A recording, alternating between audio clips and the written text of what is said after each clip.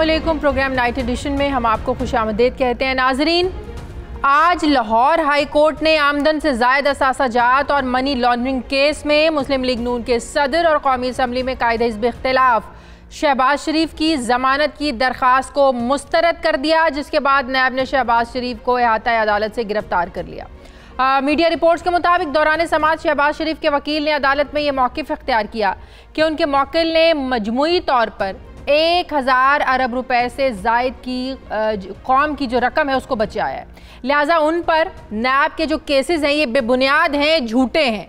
बल्दियाती इंतखाबात आने वाले हैं, हुकूमत तो चाहती है कि शहबाज शरीफ जेल जाएं।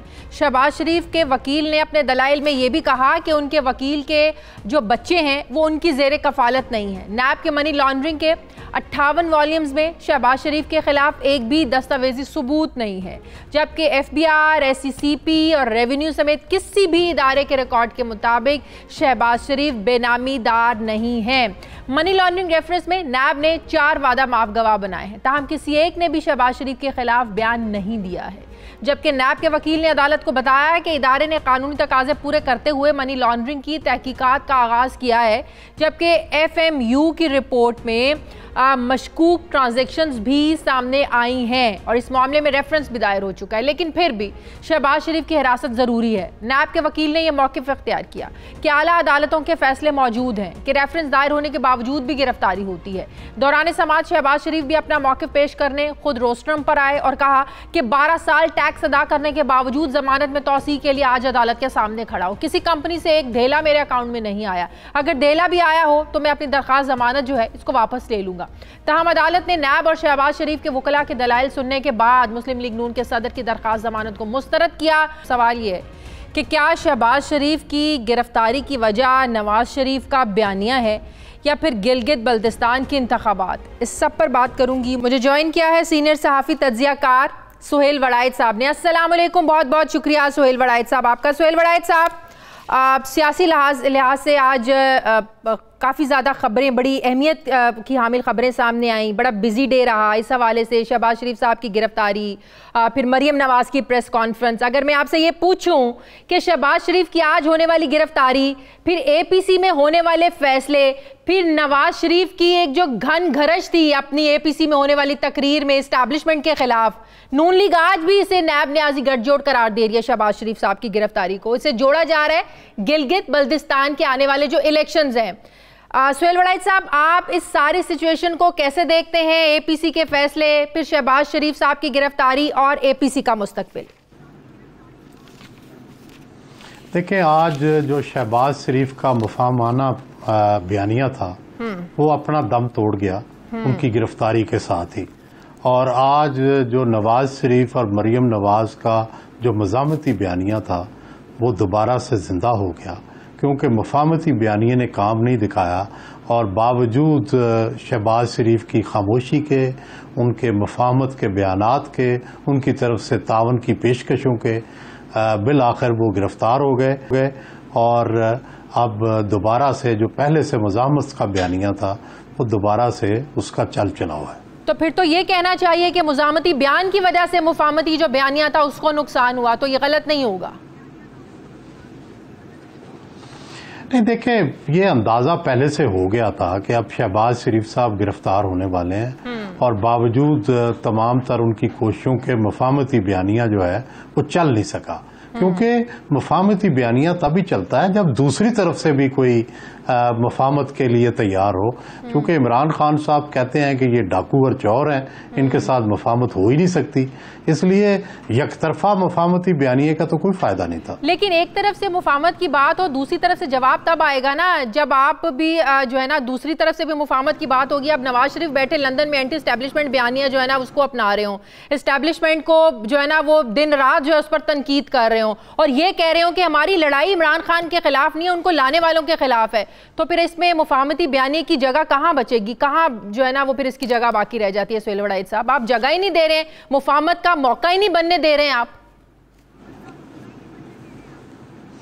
मेरा ख्याल है कि अगर पूरे तनाज़ुर में देखा जाए तो ये आपकी बात दुरुस्त नहीं लगती कि मियां नवाज शरीफ के जाने के बाद एक लंबी खामोशी है जब से वो इलाज के लिए गए हैं, और ऐसे लग रहा था कि इस खामोशी के पीछे डेफिनेटली कोई मफाहमत की अंडरस्टैंडिंग है, वगरना वो जाते ही बोल सकते थे। वो चहलकदमी जब से उन्होंने शुरू की है, जब से उनकी फैमिली की तस्वीर आनी शुरू हुई हैं, उस वक्त ही बोल पड़ते। मेरा ख्याल है कि उन्होंने पूरा वो वक्त देखा है कि उनके साथ जो मफाहमत की कमिटमेंट्स की गई थी उन पर किस हद तक चले गए हैं।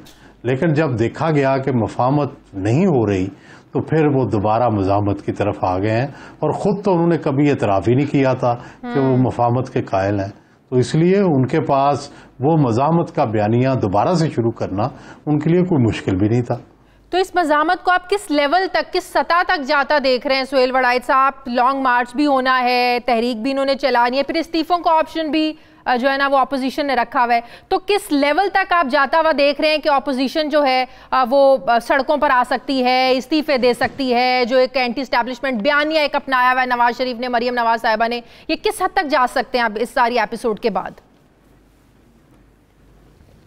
शाजिया साहबा देखें, वैसे तो हालात का पता नहीं होता, लेकिन हमारे यहाँ तो देखें सैकड़ों लोग भी रास्तों को जाम कर सकते हैं। हजारों तो बहुत ज्यादा होते हैं, लाखों आ जाएं तो वो तो उनको तो संभालना ही मुश्किल हो जाता है। हमारे यहाँ तो आप देखें चंद सौ लोगों ने धरना दिया इस्लामाबाद में, तो इस्लामाबाद की लाइफ क्रिपल हो गई थी। हाँ। ठीक है, तो इसलिए ये तो सवाल तो ये है कि क्या अपोजिशन इस हद तक जाएगी। मेरी जाती राय में तो इस हद तक नहीं जाने देना चाहिए। उसकी बजाय मफाहमत का रास्ता, लेजिस्लेशन का रास्ता, पार्लिमान का रास्ता वो अपनाना चाहिए, क्योंकि जब मज़ामत होती है, जब जलसे जुलूस होते हैं, रैलियां होती हैं, तो मुल्क की जो तरक्की है वो रुक जाती है। फिर हर तरफ मुहाजराई, कशीदगी की सूरत हाल होती है, और जब भी कशीदगी की सूरत हाल ये हो नहीं सकता, फिर इलेक्शन की तरफ जाएंगे या हुकूमत के चेंज की तरफ जाएंगे, जो कि मुनासिब तरीका नहीं है। 5 साल हुकूमत को मिलने चाहिए, लेकिन अगर हुकूमत इसी तरह गिरफ्तारियां करती रहेगी, इसी तरह अपोजिशन को दीवार से लगाती रहेगी, तो फिर अपोजिशन के पास भी कोई रास्ता नहीं रहेगा, वो फिर लड़ने पे आमादा होंगे। बिल्कुल सही। तो गिलगित बल्तिस्तान में होने वाले इंतखाबात पर इस सारी सूरत हाल का, इस सारी सिचुएशन का आपको लग रहा है कोई असर होएगा? देखिए, गिलगित बल्तिस्तान में इस हद तक तो असर हो सकता है कि नून का वोटर ज्यादा जो है मुतहरक हो जाए। हाँ। लेकिन दूर दराज का इलाका है, और आमतौर पर इस तरह के इलाके में जो वफाकी हुकूमत होती है, लोग आमतौर पर उसको मुताबिक वोट देते हैं ताकि उनसे ज्यादा से ज्यादा मराहत मिल सके। हाँ। वफाकी हुकूमत से, तो इसलिए कोई बहुत हैरान कुन रिजल्ट्स मुतवक्को नहीं है गिलगित बल्तिस्तान से। तो अब सुहेल वड़ाइच साहब, आप भी ये समझते हैं, और तहरीक इंसाफ में भी बड़ा ये कॉन्फिडेंस आप कह लें उनमें है कि वो समझते हैं कि इनका कोई मुतबादिल नहीं है, लेकिन ये आप भी जानते हैं, सियासी तारीख आपसे ज़्यादा कौन जानता है, भुट्टो साहब का भी अगर मुतबादिल हो सकता है, नवाज शरीफ साहब का भी कोई मुतबादिल हो सकता है, तो क्या इमरान खान साहब का कोई मुतबादिल नहीं हो सकता? PTI का कोई मुतबादिल नहीं हो सकता? देखिए, वो तो आपने खुद ही तारीख बयान कर दी। देखिए, जिस दिन इमरान खान साहब इधर उधर हटेंगे, आखिर कोई भी हमारे यहाँ ऐसा तो नहीं है कि जो नागुज़ीर हो। हाँ। तो जब हटेंगे तो आप देखेंगे कई PTI के अंदर से ही दावेदार बन के उठ जाएंगे। उनके जो करीब तरीन दोस्त हैं वो ही कहेंगे कि जनाब हमें मौका दें, हम उससे बेहतर कारकर्दगी दिखाएंगे। नागुज़ीर तो कौमों की जिंदगी में ये सारे कब्रिस्तान नागुज़ीर लोगों से भरे पड़े हैं, क्योंकि बिल आखिर हर नागुज़ीर ने भी गुजर जाना होता है। बिल्कुल सही। सुहेल वड़ाइच साहब, यकीनन शहबाज शरीफ साहब यही समझते हैं कि जो नून लीग है वो एंटी स्टैब्लिशमेंट पार्टी नहीं है। 1977 से लेकर अब तक की अगर इनकी सियासत देखें तो ये प्रो इस्टेब्लिशमेंट इसको कह लें, या इस्टेब्लिशमेंट के साथ इनके अच्छे ताल्लुकात उतार चढ़ाव आता रहे कि, लेकिन एंटी इस्टेब्लिशमेंट ये पार्टी नहीं रही है। लेकिन अगर सिर्फ एक इस पार्टी में तजाद है, वो सिर्फ एक शख्सियत का तजाद है, वो है नवाज शरीफ साहब का बयानिया, जो हमेशा एक एंटी इस्टेब्लिशमेंट रहा है। पूरी पार्टी को अगर इसमें गर्दाना जाए तो मेरे ख्याल में शायद ये ज्यादती होगी। तो आपको क्या लगता है कि सिर्फ नवाज शरीफ साहब का एंटी इस्टेब्लिशमेंट बयानिया, इसकी वजह यह है कि जब ये लोग इक्तदार में हों तो इस्टेब्लिशमेंट अच्छी है, जब ये लोग इक्तदार से बाहर हों तो फिर सब कुछ गलत है, सब कुछ बुरा है, मीठा मीठा हाप हाप, कड़वा कड़वा थू थू? देखिए शाजिया साहबा, बात यह है कि नवाज शरीफ ही मुस्लिम लीग नून के लीडर हैं। हाँ। और उनके ही कहने पे वोट पड़ता है। बिल्कुल। अब नवाज शरीफ की जो पार्टी है ये बिल्कुल प्रो एस्टेब्लिशमेंट है, बिजनेसमैन, मिडिल क्लास है, जो कभी भी एस्टेब्लिशमेंट से नहीं लड़ती, और खासकर ये पंजाब का राइट विंग है, और पंजाब का राइट विंग तो एस्टेब्लिशमेंट का हमेशा इत्तेहादी रहा है। लेकिन नवाज शरीफ अपने तजर्बात की वजह से एंटी एस्टेब्लिशमेंट हो चुके हैं। पहले वो भी प्रो एस्टेब्लिशमेंट होते थे, एस्टेब्लिशमेंट ही उन्हें लेके आई थी। तो अब सवाल यह है कि वो ये वोट बैंक, जब वो एंटी एस्टेब्लिशमेंट बात करते हैं तब भी उन्हें वोट पड़ता है, तो इसका मतलब है कि उनका वोटर उनकी बात सुनता है। ठीक है, बहुत बहुत शुक्रिया। सीनियर सहाफ़ी तज्जिया का वड़ाइद साहब मेरे साथ हैं। नाज़रीन, मुझे प्रोग्राम में एक ब्रेक लेनी है, वापस आते हैं एक छोटे से वक्फे के बाद।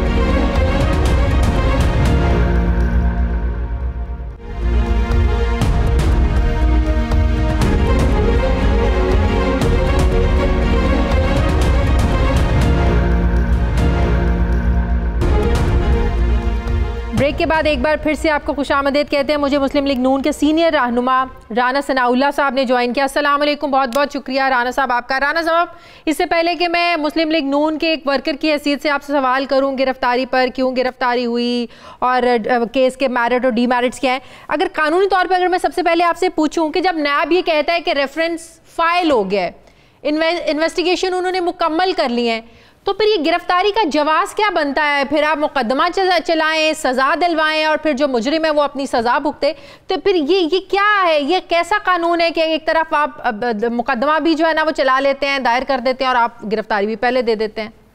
ये क्या है? ये कानून ये है कि APC को कंट्रोल करना है, डेमोक्रेटिक जो है वो मूवमेंट को कंट्रोल करना है, अपोजिशन को जो है वो इंतकाम का निशाना बनाना है। तो ये जो हरबे और ये जो कानून है उसके तहत जो है ये सारा कुछ जो है वो चल रहा है। इसमें कानून की, रूल्स की या प्रैक्टिस की तो कोई बात ही नहीं है। यहाँ पे आपको एक नहीं 20 आपको ऐसे केसेस मिलेंगे कि जिसमें जो है वो रेफरेंस दायर हुए हैं, गिरफ्तारी नहीं हुई। सही। अब यहाँ पे रेफरेंस दायर हो चुका है। हाँ। और वहाँ पे जो है वो स्टेज पे यानी वो नकूल तकसीम हो गई हैं और उसमें फर्द जुर्म की स्टेज के ऊपर है, तो उनको जो है वो गिरफ्तार किया गया है। बिल्कुल सही। तो आपको लगता है ये सिर्फ गिलगित बल्तिस्तान के जो इंतखाबात हो रहे हैं, जिनके खदशात आप लोगों की जो लीडरशिप है उसका उन्होंने भी इजहार किया, शहबाज शरीफ साहब ने इंतखाबात, बल्दियाती इंतखाबात, डेमोक्रेटिक जो है वो मूवमेंट जो है, ये सारा ये जो है ना ये उसको, यानी इस वक्त हुकूमत जो है ना ये सिर्फ नैब ही चला रहा है। नैब के ज़रिए से हाज़िरी पूरी होती है असम्बली में, नैब के ज़रिए से जॉइंट सेशन कंट्रोल होता है, नैब के ज़रिए से हुकूमत अपोजिशन की अक्सरियत को सेनेट में कम किया जाता है, नैब के ज़रिए से जो है वो चेयरमैन सेनेट का इलेक्शन मैनेज किया जाता है। यानी इस वक्त जो है वो सबसे बड़ा हथियार गवर्नमेंट के पास जो है वो सिर्फ नैब ही है। लेकिन राना साहब, जवाब तो बहरहाल शहबाज शरीफ साहब को देना तो पड़ेगा। अब जो नैब का रेफरेंस जो 55 वॉल्यूम्स कह रहे हैं 25,000 सफ़ात पर मुश्तमिल है कि बड़े ठोस दस्तावेजी शवाहिद पर मबनी हमारे पास सारे सबूत हैं।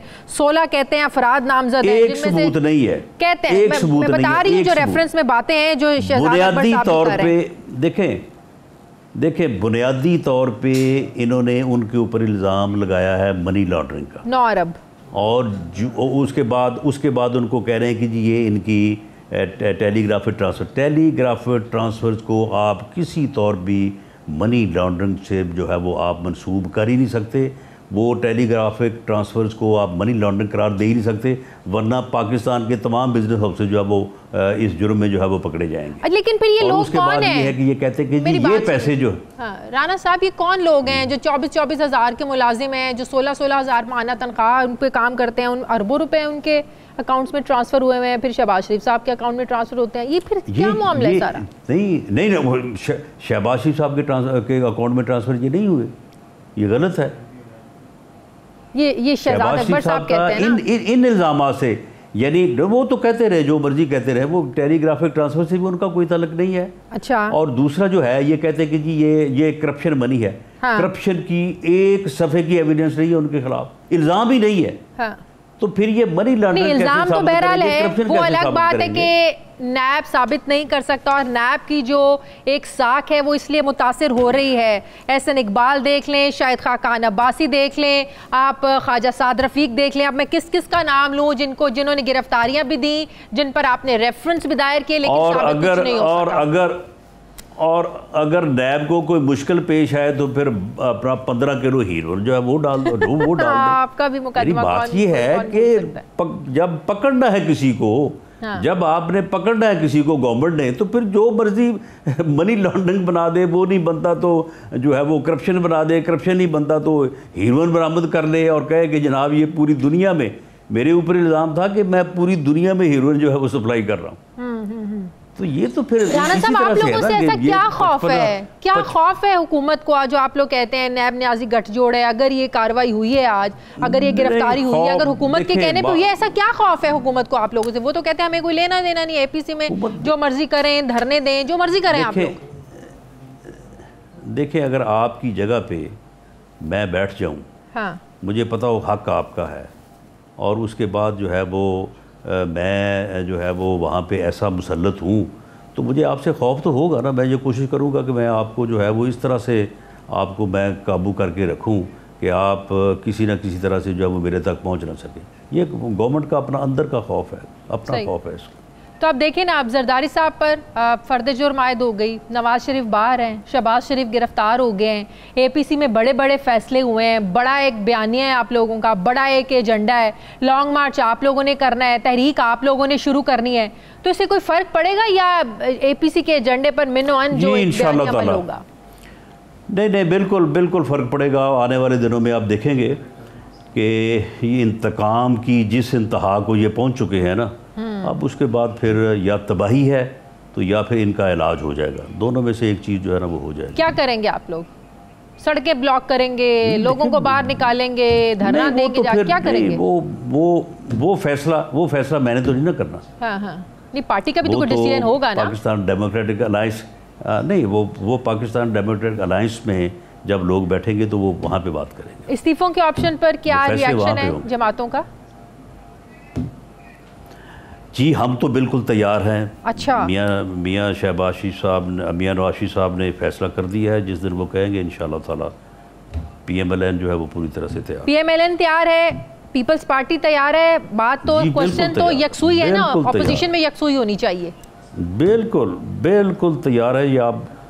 ये घोड़े का मैदान आप देख लेंगे। चलें, ठीक है, बहुत बहुत शुक्रिया। मुस्लिम लीग नून के सीनियर रहनुमा राना सनाउल्लाह साहब मेरे साथ थे। मुझे प्रोग्राम में एक ब्रेक लेनी है नाज़रीन, वापस आते हैं छोटे से वक्त के बाद।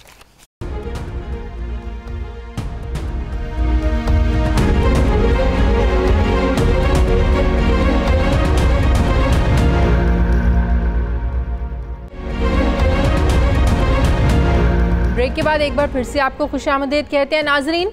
पाकिस्तान ने हमेशा खित्ते में अमन की ख्वाहिश की है और इस ख्वाहिश की तामील के लिए पाकिस्तान ने अमली इक़दामात भी किए हैं। पाकिस्तान को इस हकीकत का भी अदराक है कि जब तक अफ़गानिस्तान में अमन नहीं होगा तब तक पाकिस्तान में भी इस्तेहकाम नहीं आ सकता। इसलिए पाकिस्तान ने हमेशा अफ़गान पीस प्रोसेस की भरपूर इसको सपोर्ट किया, इसकी हिमायत की है। पाकिस्तान ने पहले अमेरिका और तालिबान के दरमियान मुज़ाकरात की राह को हमवार किया और अब इंट्रा अफ़गान डायलॉग की कामयाबी के लिए भी कोशिशें कर रहा है। दोहा में 12 सितंबर से इंट्रा अफ़गान मुज़ाकरात जारी हैं, जबकि वज़ीर-ए-आज़म इमरान खान भी इन दिनों अफ़गान पीस प्रोसेस पर खासी तवज्जो दे रहे हैं। वज़ीर-ए-आज़म ने गुज़श्ता हफ्ते सदर अशरफ गनी से टेलीफोनिक रब्ता भी किया। फिर गुज़श्ता रोज़ एक आलमी जरीदे में वाशिंगटन पोस्ट में इसी से मुतल्लिक वज़ीर-ए-आज़म इमरान खान ने एक आर्टिकल भी लिखा। आज यूसुफ खेल FC कैंप में भी अफ़गान पीस प्रोसेस की कामयाबी की अफादियत पर प्राइम मिनिस्टर ने बात की, जबकि पाकिस्तान के दौरे पर मौजूद अफ़गानिस्तान की कौमी मुफाहमत के लिए आला काउंसिल के चेयरमैन डॉक्टर अब्दुल्ला से भी मुलाकात करेंगे। वो भी 3 रोज़ा दौरे पर पाकिस्तान में है। इससे अंदाज़ा लगाया जा सकता है कि अफ़गान पीस प्रोसेस जो है ये पाकिस्तान के लिए इसकी कितनी इंपॉर्टेंस है और पाकिस्तान इस पर खुसूसी तवज्जो भी दे रहा है। आपको ये भी बताएं कि वज़ीर-ए-आज़म इमरान खान का गुज़श्ता हफ्ते अफ़गान सदर अशरफ गनी से टेलीफोनिक रब्ता हुआ, जिसमें वज़ीर-ए-आज़म इमरान खान ने अफ़गान पीस प्रोसेस को पाया तकमील तक पहुँचाने का अज़्म दोहराया था। जबकि आज वज़ीर-ए-आज़म ने यूसुफ खेल FC कैंप में अमायदीन से खिताब करते हुए अफ़गानिस्तान में अफ़गान पीस प्रोसेस को खुशाइंद करार दिया और कहा कि हमारी दुआ है कि तालिबान और अफगान हुकूमत के माबैन मुज़ाकरात कामयाब हो जाएं, जबकि अब भी खौफ है कि ऐसे अनासिर हैं जो ये नहीं चाहते कि अफगान में अमन आए। जबकि आज पाकिस्तान के दौरे पर आने वाले अफगानिस्तान की कौमी मफाहमती के लिए आला काउंसिल के चेयरमैन डॉक्टर अब्दुल्ला ने वज़ीर ख़ारजा शाह महमूद कुरैशी से मुलाकात की, जिसमें वज़ीर ख़ारजा ने कहा कि पाकिस्तान अफ़गानों की सरबराही में अफ़गानों को काबिल कबूल मुज़ाकरात के ज़रिए अफ़गान जो मसला है या इसके पुरअमन और देरपा सियासी हल का हामी है। सवाल ये है कि इंट्रा अफ़गान जो डायलॉग हैं इनका मुस्तकबिल क्या है? क्या अमरीकी इंतखाबात से पहले इंट्रा अफ़गान डायलॉग में कोई पेशरफ्त हो सकती है?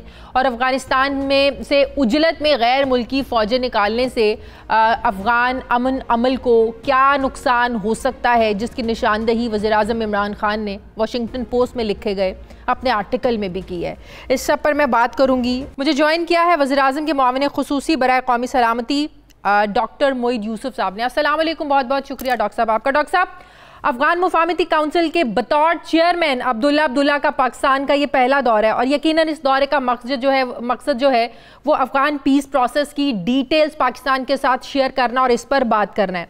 आपको याद होगा डॉक्टर साहब कि 29 फरवरी को अमेरिका और तालिबान के दरमियान जो मुआहदा हुआ था जिसमें इंट्रा अफगान मुज़ाकरात तय पाए थे, अब उसमें भी ताख़ीर भी होती आ रही है। एक फरीक चाहता है कि मुस्तकिल जंगबंदी हो और दूसरा फरीक चाहता है कि गैर मुल्की फ़ौजों का यहाँ से इनखला हो।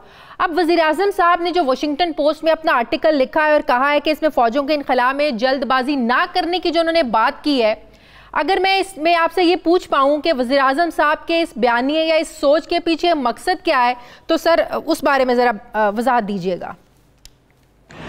देखिए शाज़िया, थोड़ा सा इसका बैकग्राउंड समझना ज़रूरी है।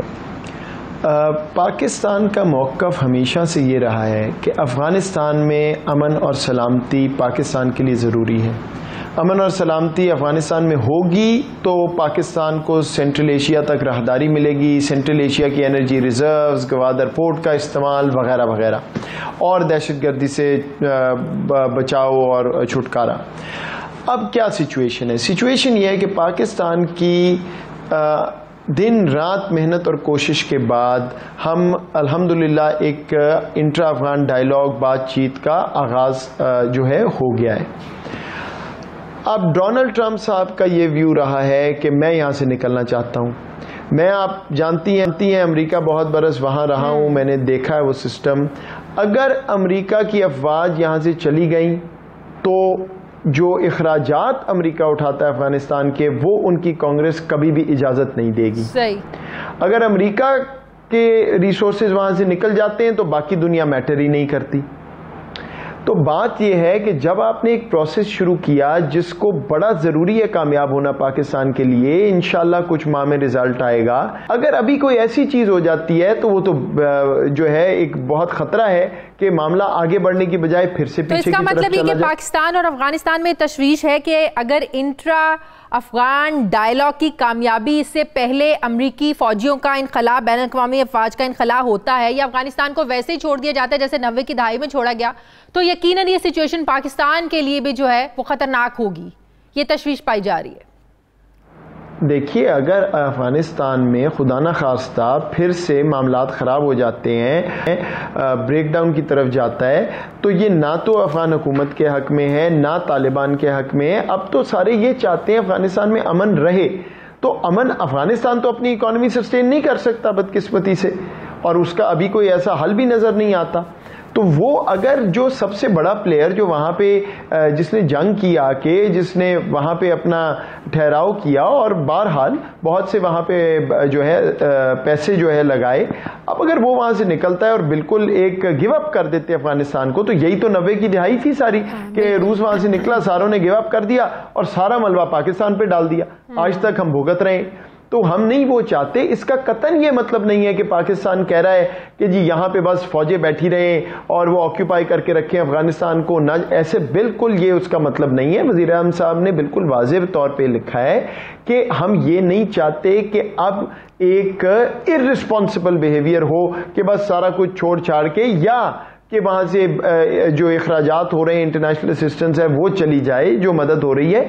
एक रिस्पॉन्सिबल तरह से सारों को चल के मामला हल करना है। एक और बात भी याद रखिए, एक मुल्क है खित्ते में जो चाहता है कि कोई ऐसी चीज हो जिससे ये प्रोसेस जो है बातचीत का आगे ना चले, क्योंकि अगर आगे चला और भारत है, और अगर अमन आ गया तो ना वो वहां से दहशतगर्दी पाकिस्तान के खिलाफ कर सकता है क्योंकि कंट्रोल में होगी सारी टेरिटरी, ना वो पाबंदी कर सकता है, ना वो जहां पाकिस्तान को जो वहां से नुकसान पहुंचाता है वो कर सकता है। तो आपको आपके सामने साफ जाहिर है कि फायदा किसका होगा अगर वो चीज हो गई जो वजीरान साहब ने जिसके खतरे की तरफ इशारा किया। तो डॉक्टर साहब, ये तो पूरी दुनिया जानती है कि प्रेसिडेंट ट्रंप ने ये वादा किया था कि अमरीकी इंतखाबात जो आने वाले हैं नवंबर में, इससे पहले अमरीकी फौजियों का बैनुल-अक़वामी जो अफवाज है वहां से अफगानिस्तान से इनखला होगा। तो इस सारी सूरत हाल से फायदा भी अपने ज़ाहिर इलेक्शन में उठाना चाहते थे। तो इस सारे तनाजुर में तो नहीं लग रहा कि 1.5 महीने के बाद जो वहां पर इलेक्शन होने वाले हैं, अफवाज का वहां से इनखला मुमकिन नजर तो नहीं आ रहा इस सारी सिचुएशन में।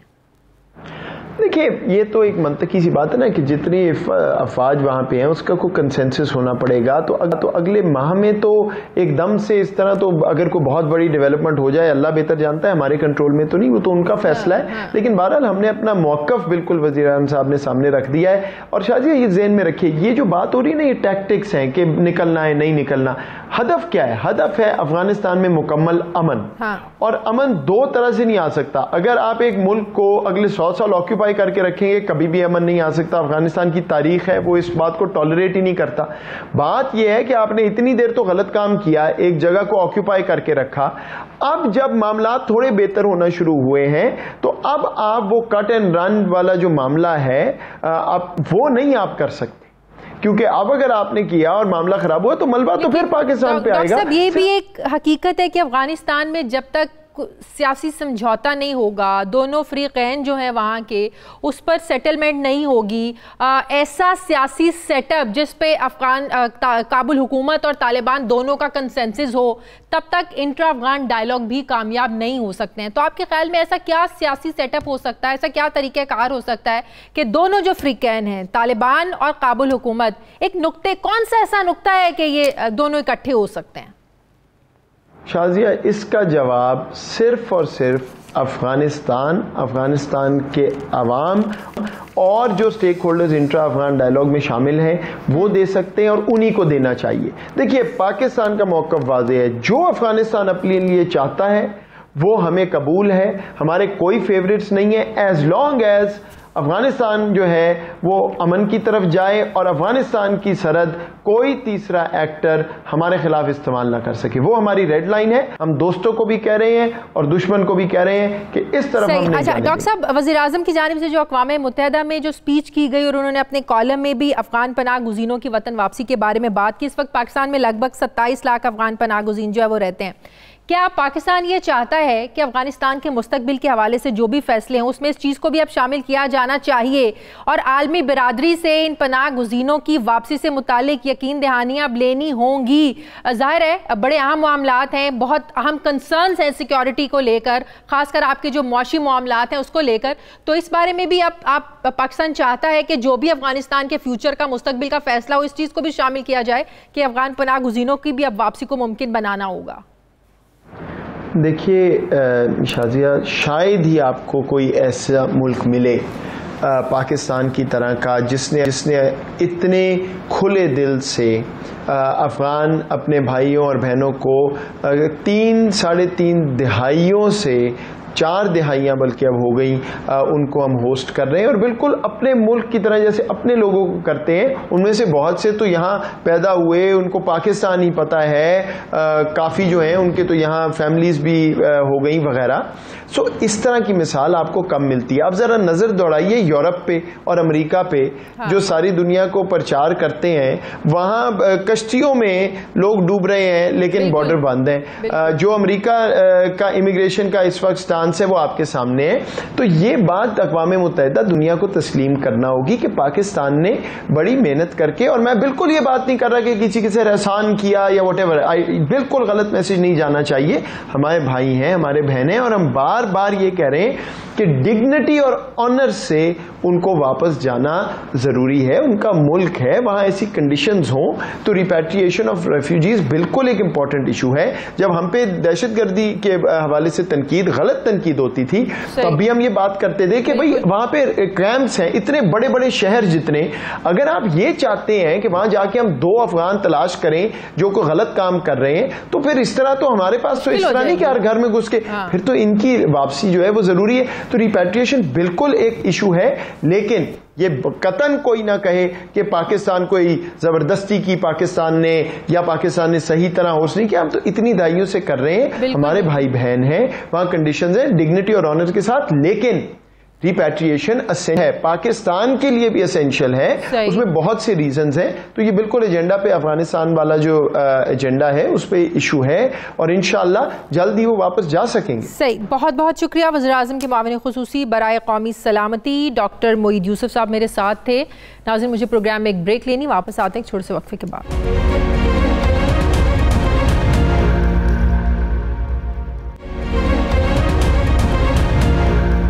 ब्रेक के बाद एक बार फिर से आपको खुशामदीद कहते हैं। नाज़रीन, इस्लामाबाद में जेल की तामीर का मंसूबा 6 साल से ताख़ीर का शिकार है, और अब ये मंसूबा एक स्कैंडल की शक्ल इख्तियार कर चुका है। इस्लामाबाद में जेल की तामीर के जो अहकामात हैं ये आला अदलिया ने दिए थे।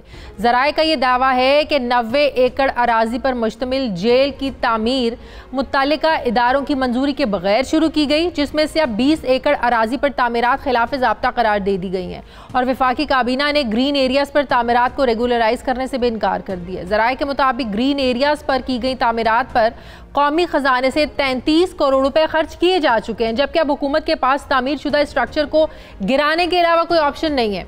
इसलिए अब वफाकी हुकूमत ने अटॉर्नी जनरल ऑफ पाकिस्तान और सेक्रेटरी दाखिला को ये हिदायत की है कि ये मामला जो है chief justice supreme court of Pakistan और chief justice Islamabad high court के इल्म में लाया जाए।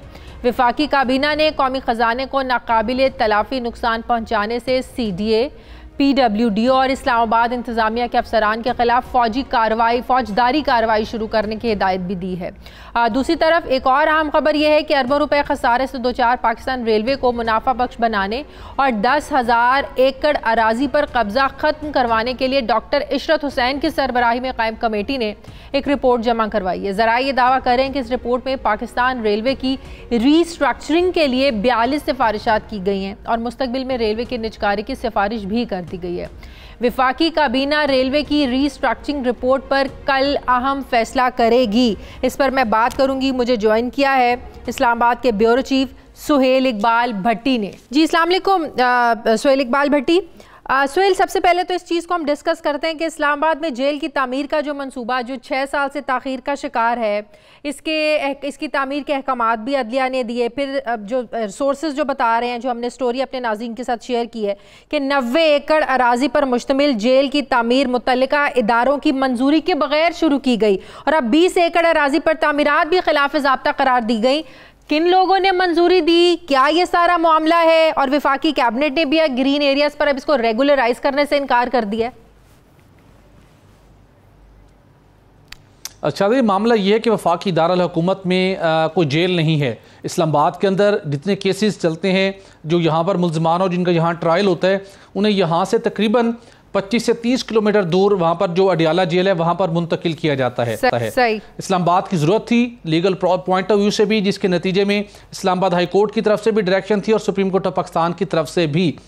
2013 के अंदर बाज़ाब्ता तौर के ऊपर CDA के बोर्ड ने मंजूरी दी, और उसके बाद इसके ऊपर इसके काम का सिलसिला शुरू हुआ। 90 एकड़ इसकी अराजी इसके लिए अलॉट की गई।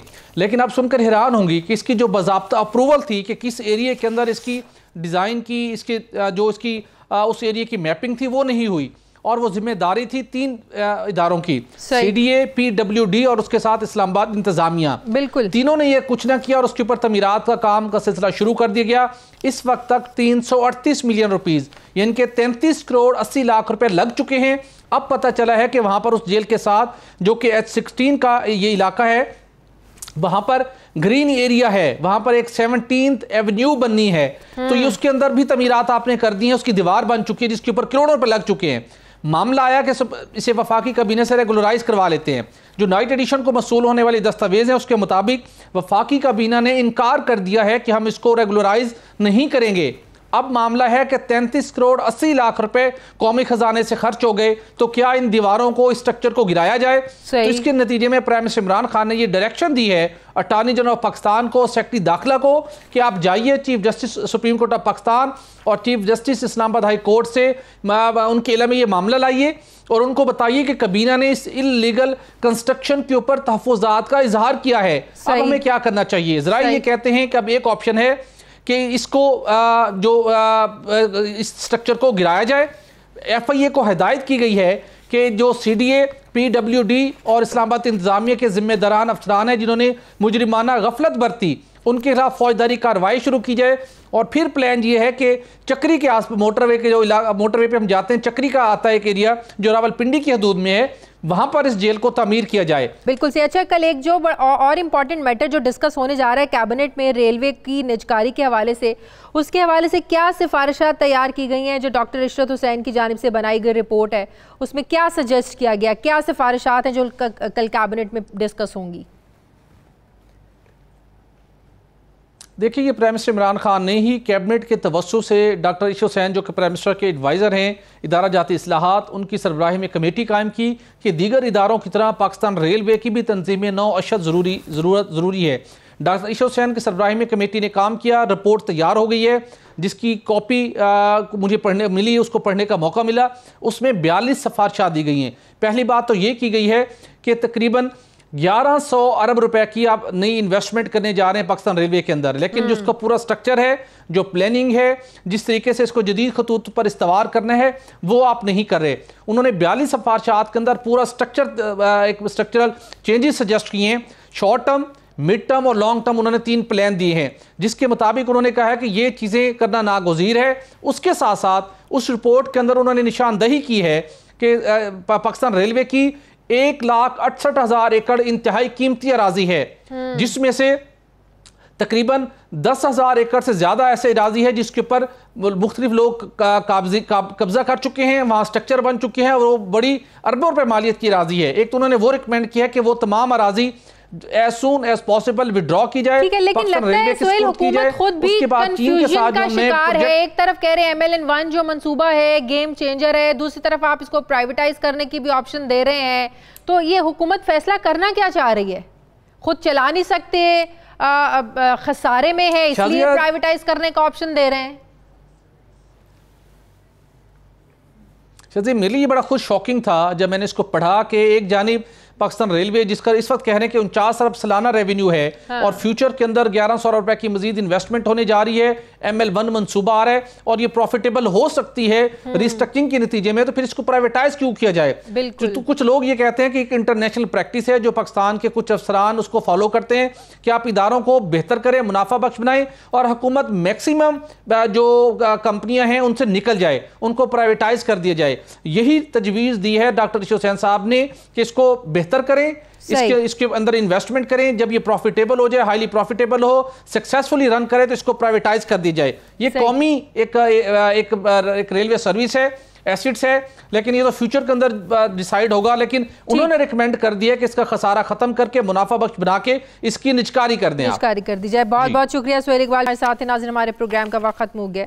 प्रोग्राम के लिए फीडबैक जरूर दीजिएगा। मेरी आपसे मुलाकात होगी कल। अपना ख्याल रखिएगा। अल्लाह हाफिज।